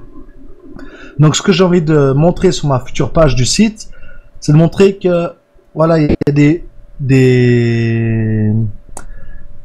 comment on dit ça, des formations de référence, mais il y en a sûrement une qui dépasse l'autre. Voilà, je sais pas si tu arrives à me comprendre. Oui, tout à fait, oui. Donc là, tu es en train de nous dire en fait que la formation que tu as suivie chez Tammy Cabbage était de meilleure qualité, c'est ça? Non, c'est que là, j'ai commencé depuis 3 semaines chez Tammy Cabbage. Maintenant, il a évolué sa formation. On doit passer un QCE au mois de décembre de 500 questions pour faire partie de l'élite, pour faire partie des gens qui peuvent partager avec lui et tout ça. Donc, on doit maîtriser sa méthode. Là, je te dis, j'ai les 2 premiers chapitres, je les ai imprimés. Je les ai revus 3 fois, 4 fois. J'ai plus de 1000 pages. Moneymaker Edge, de A à Z, c'est 80 pages de technique, c'est tout. Là, j'ai 1000 pages et je suis qu'au 2e chapitre. C'est pour dire la différence ou le niveau où, bien sûr, il y a des gens qui diront, oui, mais est-ce que c'est vraiment la théorie qui peut aider et tout? Bah, moi, rien que d'avoir vu ces 2 chapitres, j'ai l'impression que cette théorie, elle t'amène bien plus loin. Rien que de reconnaître l'historique des marches et tout ça, elle t'amène bien plus loin que ce que j'ai pu voir en une année. Je me suis sacrifié, j'ai été au chômage, j'ai fait ma formation, je me suis battu pour dire que je voulais devenir trader professionnel, et là je suis pas satisfait. C'est pour ça que tu as une formation pour moi qui sûrement va être de plus haute qualité que Moneymaker Edge. D'accord. Ok. Et donc, au-delà de ça, tu continues à travailler sur tes analyses et à trader à ton compte? Alors, ça fait, comme j'ai dit, maintenant ça fait 9 mois que je trade à mon compte. Ça fait 9 mois sans prétention, je suis gagnant. Je gagne sur les marchés, je pars en mensuel, hein. Parce que bien sûr, tu as des jours de perte et tout ça. Mais aujourd'hui, là, par exemple, sur le DAX, j'ai fait 145 ticks à 3 contrats. Je vous laisse calculer, mais voilà. Ça me permet d'avoir un seuil de vie potable. Mais moi, je veux... C'est prétentieux, mais comme on dit dans le trading, c'est où tu veux laisser un nom ou pas. Donc moi, je suis prétentieux, j'ai envie de laisser une marque sur les marchés. Et j'aimerais prouver qu'en tant que particulier, vraiment avec cette page, si tu as la motivation d'être formé, et si tu as la motivation de sacrifier 1, 2, 3 ans de ta vie, tu peux réussir sur les marchés. Ça fait une année que je sacrifie. Je la sacrifie pas tellement parce que je suis gagnant. Mais faut sacrifier des heures et des heures, faut oublier tout ce qu'il y a autour parce que c'est un vrai métier pour moi.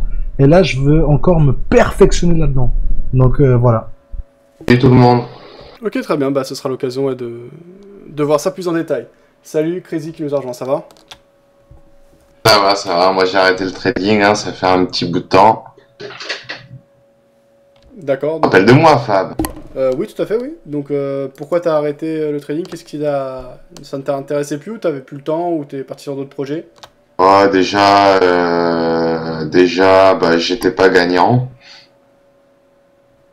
Et ça m'a un peu dégoûté à force de perdre. Le temps aussi, hein. Faut prendre... Et toi, Fab, ça va? Bah ouais, ça roule nickel, hein. Là, en ce moment, je suis pas en réel, là. J'ai arrêté le réel depuis juin, parce que j'ai acheté un appartement. Je vais reprendre le réel avec un petit compte, là, dans 1 semaine ou 2, avec seulement 1000 €. Et puis, au fur et à mesure, je vais remettre du capital de côté pour trader.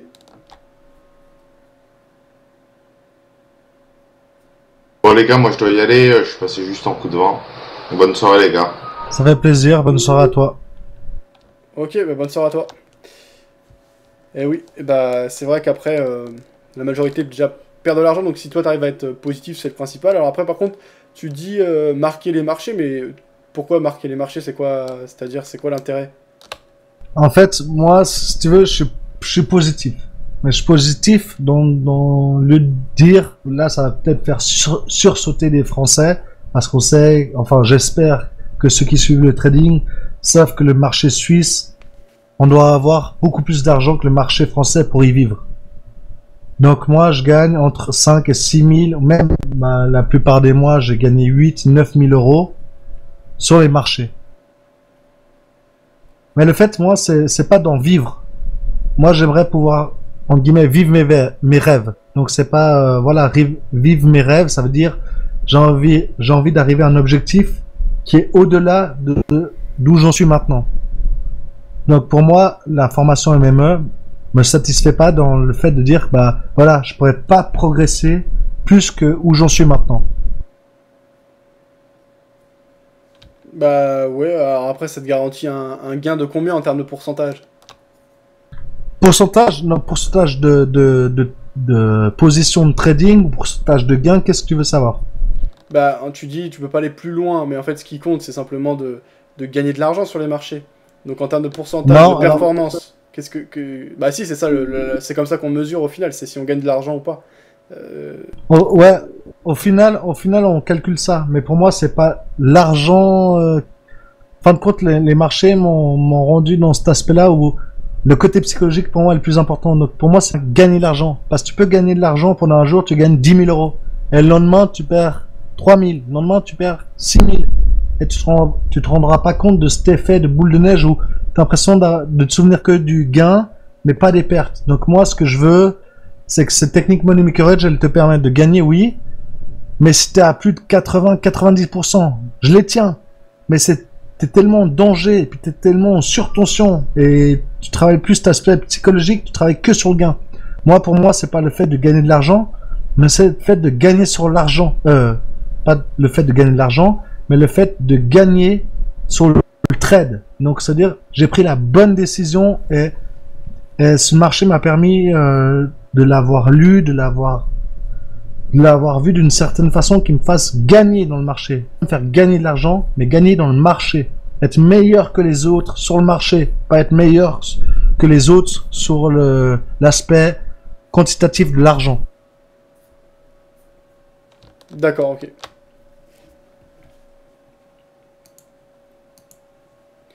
J'ai du mal à suivre le raisonnement des Nostra. Eh bien, on verra ça plus en détail. Je sais pas exactement comment t'entretiens ton training, mais est-ce que, en fait, tu justifies ton training que sur les résultats? Je pense pas. Vu tout ce que tu as vécu ces années, je pense pas que tu justifies ton training que sur les résultats. Enfin, sur les résultats cash, hein, je parle. Bah moi, de toute façon, là, depuis 5 ans, si je fais le bilan, je suis négatif sur les marchés. Après, moi, à la base, je me suis intéressé au marché, c'est bien pour gagner de l'argent. Ensuite, bah, via Vidéo Bourse, en fait, bah, j'ai été amené à gagner de l'argent via Vidéo Bourse. Donc, ah ouais, super réussite. Je t'en félicite. Hein. Merci beaucoup. Donc ça marche pas mal. Après, mon but, c'est toujours de gagner de l'argent sur les marchés parce que bah, c'est quand même là où il y a beaucoup d'argent à prendre, et quand on se met à gagner, ça devient un cercle vertueux. C'est-à-dire que plus on a d'argent, plus on peut en gagner. Après, il y a certains seuils où on change d'activité, mais c'est-à-dire quand on a plusieurs milliards ou plusieurs millions déjà, plusieurs dizaines de millions, on a du mal à rentrer, mais jusqu'à plusieurs dizaines de millions, à partir du moment où on a une approche intéressante, et ça on peut l'apprendre avec même très peu d'argent, eh bien on peut gagner beaucoup. C'est pas facile, mais c'est tout à fait, enfin c'est possible, je le pense, et j'ai rencontré des gens qui l'ont fait, donc j'en suis convaincu désormais. Et moi mon but c'est bien, alors actuellement comment je gère, bah actuellement j'ai des projets, donc là par exemple récemment je voulais m'acheter un appartement, c'est fait. Là après, bah là je suis encore dedans, parce que là je vais m'installer, etc. Après l'objectif ça va être d'acheter une belle voiture, donc bah, je vais voir, je vais essayer de réfléchir à une logique globale, donc déjà mettre un capital de côté suffisant, et à partir du moment où j'aurai un capital intéressant, le faire travailler, et réfléchir à une stratégie pour atteindre mon objectif, et une fois l'objectif atteint, retirer cet argent pour m'acheter ce que j'ai besoin. Donc vraiment moi, mon but c'est le résultat concret, et en fait de me servir de l'argent récolté sur les marchés pour investir dans des choses plus concrètes. Pour le moment c'est ça ma manière de faire, et bah, je suis plutôt content, et c'est intéressant, c'est vraiment motivant d'avoir justement des objectifs dans le concret, et c'est aussi des repères, c'est-à-dire que bah, voilà, tu vas réfléchir, tu as une base, tu sais combien tu as d'argent et combien tu veux aller chercher, tu es prêt à perdre cet argent ou une partie de cet argent, mais tu vas réfléchir à la manière optimale d'investir pour atteindre ton objectif. Et je trouve que c'est des challenges vraiment sympas et intéressants. J'essaie de trader uniquement avec de l'argent dont je peux me passer pour vivre. Voilà, donc voilà, c'est un peu ma réflexion par rapport au trading. Ok, moi j'aimerais juste intervenir. Tu dis, ouais. Moi, ce qui m'interroge là-dessus, c'est, oui, j'ai l'impression que tu te satisfais de l'argent en fin de compte que tu gagnes sur ton site. C'est un super travail et tout.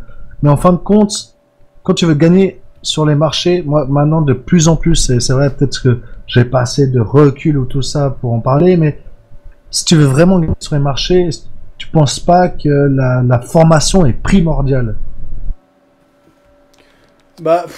Formation, oui, mais bon, au bout d'un moment, tu connais, quoi.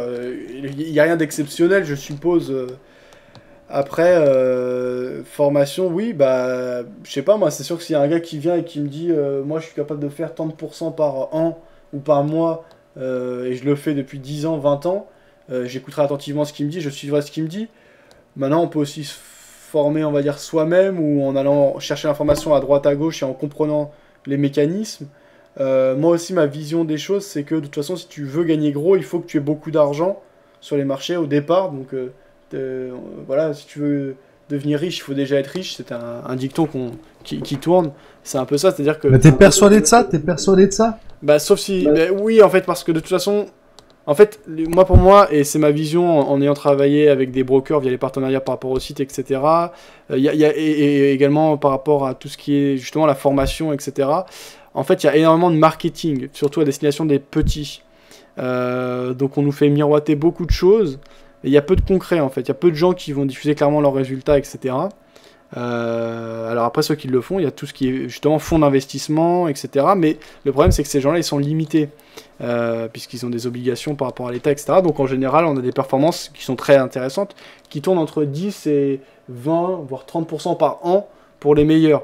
Ce qui est pour moi très, très intéressant, mais voilà, ça va pas convenir à tout le monde. Après, ce qu'il y a, c'est que nous, les particuliers, on se croit tous, quelque part, en tout cas quand on débute, les plus malins, et on pense qu'on va aller chercher 10-20% par mois. Le problème, c'est que jusqu'à présent, j'ai jamais vu personne, aucun particulier, qui montrait clairement qu'il gagnait 10-20% par mois sur une période significative. Peut-être qu'il y en a, j'aimerais bien qu'ils se manifestent et qu'ils me le prouvent, et à ce moment-là, pourquoi pas les suivre. Après, les autres gens qui proposent des formations, c'est intéressant. Je pense qu'il y a beaucoup d'informations à prendre, et c'est parfois des gens avec qui j'ai eu l'occasion de réaliser des interviews, etc. Donc je trouve que ce qu'ils ont à dire est tout à fait intéressant. Après, moi, j'ai pas fait ce choix de payer jusqu'à maintenant pour des formations. Peut-être que je le ferai ensuite pour voir concrètement ce qu'on m'y dit. Mais voilà, je suis méfiant et j'ai pas envie de mettre mon argent dans n'importe quoi. Ceci dit, peut-être que j'aurais dû le faire parce que, comme je t'ai dit, depuis 5 ans, je suis plutôt négatif sur le marché si je fais le bilan. Voilà, je suis tout à fait d'accord avec ce que tu es en train de dire. Pour rétorquer, c'est pas une prétention de nouveau. Moi, je le fais pas parce que pour moi, j'analyse, je fais les choses, je dis des choses sur les marchés, je poste mes trades, mais je mets pas mes résultats. Parce que là, on parle de comptes différents. On sait très bien que sur Internet, comme à l'époque, tu disais, oui, il y a des, entre guillemets, je vais le dire grossièrement, mais il y a des petits cons qui voudront travailler ou qui voudront t'emmerder.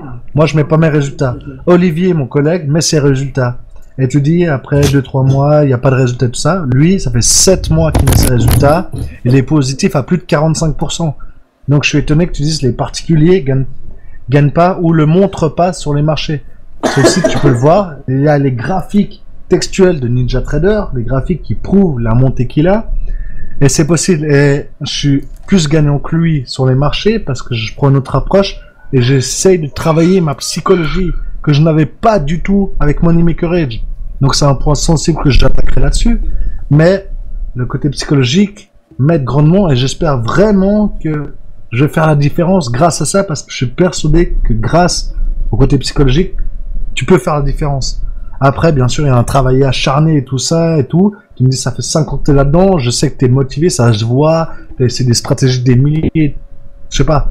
Depuis, ça fait quoi, 2 ans que je te suis, depuis 2 ans, je vois que t'essayes tout, voilà. Mais t'es toujours perdant, donc pour moi, si t'as pas un mentor, tu regardes les plus grands traders, ils ont toujours eu un mentor.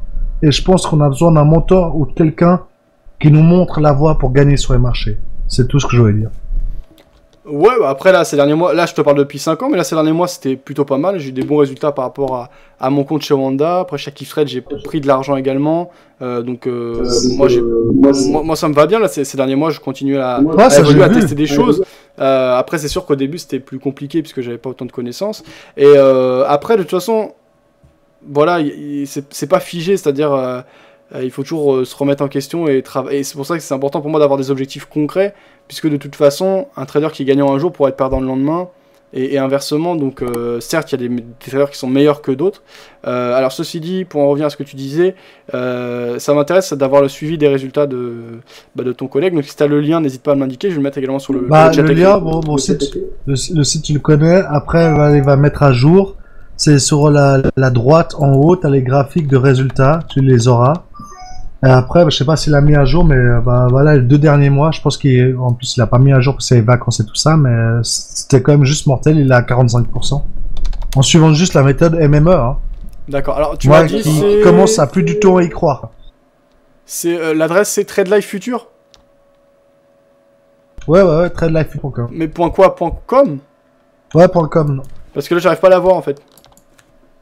T'es sérieux? Ah, ouais, petit problème Google. Moi je l'ai, hein. Est-ce que tu peux mettre l'adresse? Parce que peut-être que je fais une faute. Ouais.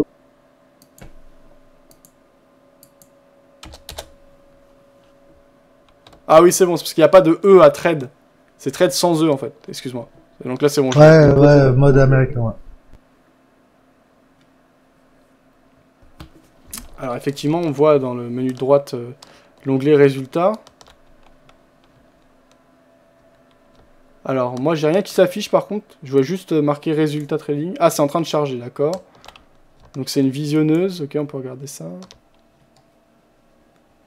Et là tu peux pas mentir parce que c'est le compte propre de NT7, hein, donc le compte propre de NinjaTrader 7. Hein.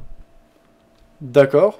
Donc là, qu'est-ce que l'on voit? Donc total net profit sur tous les trades, 962 $. Donc c'est ça son bénéfice? Ça, son bénéfice depuis maintenant une semaine là, parce que là on a recommencé un nouveau mois. Hein. D'accord, ok. Et donc tu dis qu'il lui joue toujours 7 mois. Alors voilà, justement, je vais voir comment le sortir vite fait, attends 2 secondes. Et je vais le publier. D'accord.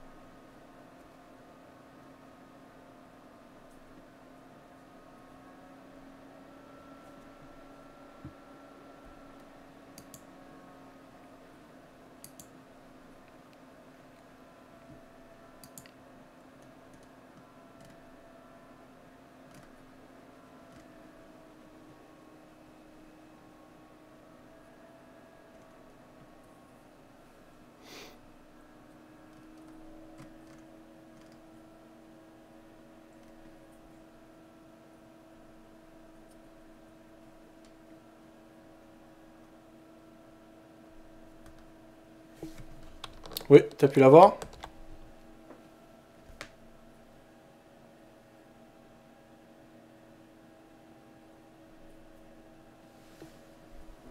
En même temps, je regarde un peu le site. Ok. Bon, en tout cas, on va se quitter puisque ça, on a bien dépassé l'heure, mais du coup, c'était une discussion intéressante. Je vais voir si non, je suis en train de lui faire pour qu'il me mette ses historiques, t'inquiète, je vais te les poster tout prochainement, j'espère, en fait. Ok, bah en tout cas, là je vais devoir y aller, mais n'hésite pas à me les mettre sur le site, donc sur le forum, ou sinon tu me les envoies par mon mail. Après, je sais pas si tu les diffuses globalement, je vois que c'est en direct sur ton site, donc après il n'y a pas de problème. N'hésite pas à ouvrir un sujet, ou alors tu en as peut-être un sur le forum par rapport à Trade Life Future, où tu laisses le reste vers le site, où tu présentes les résultats. Ça, je pense que ça pourrait être intéressant, intéresser du monde, amener les gens à réagir, et puis si ça intéresse du monde, ça amènera également les gens à découvrir ton site en fait. Donc ça peut être quelque chose que tu peux faire. Ça, y a pas de problème, moi, je cherche pas à amener du monde, je cherche juste à montrer qu'en tant que particulier, il est possible de gagner. Après, voilà, il y a des sacrifices et tout à faire. Moi, je montre pas mes résultats pour le moment, même si je le dis et je le revendique, que j'ai pu me payer une formation de plus haute qualité, que j'espère réussir plus dans le trading. Voilà, je le dis haut fort, mais mes résultats vont sortir. Mais j'aimerais être dans le summum de l'art, enfin, de ce que je pense avoir comme capacité, pour vraiment montrer qu'en tant que particulier c'est possible, mais tout en travaillant dur derrière. Ok. Bon, bah sur ce, moi je vais te souhaiter une bonne soirée. À toi aussi. Bon week-end, et puis bah du coup, bah, on reste en contact et je regarde sur le forum si tu publies effectivement les résultats et autrement on se retrouve prochainement dans le pire des cas au salon du trading et sinon peut-être avant si tu repasses dans le coin. Il n'y a pas de problème, moi j'essaierai de te mettre les résultats sur ton Skype que tu puisses les partager. Et là je les trouve pas directement, je sais pas comment, voilà. Ok. Alors, sur le chat écrit toujours, donc il y avait... Alors, je vous mets le lien vers Trade Life Future, le site de... Bonne soirée à toi, bye. Ciao. Le site de Dionys, pardon. J'oublie toujours son pseudo, puisque souvent je vois sous le pseudo TLF, Trade Life Futures. Du coup, j'ai un peu de mal à me rappeler de qui il s'agissait. Mais là, c'est bon. Je vous ai mis le lien sur le chat écrit. Et sur le chat écrit, qu'est-ce qu'il disait? Nostra qui disait « J'ai du mal à suivre le raisonnement, je comprends rien. » Bon, c'était quand même pas si compliqué. Qu'est-ce que t'as pas compris, Nostra? N'hésite pas à préciser. Hein. Un certain qui disait « Et sinon, il arrive à en vivre ou pas ?» Apparemment oui, depuis 9 mois. Il dit qu'il est positif, c'est tout. Mais est-ce que ça lui permet de payer ses charges, sa bouffe, etc. J'espère pour lui. 5 000 à 6 000 par mois et plus. Ah ok, ça va, c'est pas mal. Je suis pas d'accord, disait Nostra. On peut apprendre seul, c'est la motivation qui compte. Si t'es motivé, c'est pas la peine. Oui, on trouve tout sur le net, disait ainsi soit-il. Voilà, moi je suis assez d'accord avec ça. Après, ceci dit, il y a aussi une question d'environnement, et ça c'est assez complexe, on pourrait en parler, mais je pense que ce serait un peu en parler dans le vide. Oui, on peut tout trouver sur le net maintenant, c'est vrai qu'il y a énormément d'informations. Après, c'est une manière de s'organiser, et puis il faut aussi que ce soit viable, c'est-à-dire que c'est quand même... Enfin, moi, en tout cas, je sais que ça, c'est un de mes grands projets, c'est d'ouvrir une salle de trading sur Paris. Et je pense que ça va être fait l'année prochaine. Parce que c'est pas agréable de travailler chez soi, seul, pour moi en tout cas. Après, il y en a peut-être que ça leur convient. C'est pas une ambiance de travail intéressante et c'est plus compliqué de se motiver. Donc, sur cet aspect-là, pourquoi pas. Après, je suis d'accord qu'il y a déjà énormément de ressources sur Internet. On trouve déjà des stratégies gagnantes. Et on peut se débrouiller avec. Voilà ce que je voulais dire. Il faut du temps aussi, disait Nostra. Ok, donc je vous ai mis le lien vers le site Trade Life Future sur le chat écrit. Moi, je vous souhaite une bonne soirée à tous. C'était une mauvaise journée aujourd'hui, vous avez pu suivre ça par rapport à l'évolution du compte. On a actuellement 9 998,70 centimes sur le compte. C'est un compte qu'on a ouvert le 24 juin avec 10 000 €. Donc actuellement, c'est un compte qui est légèrement négatif.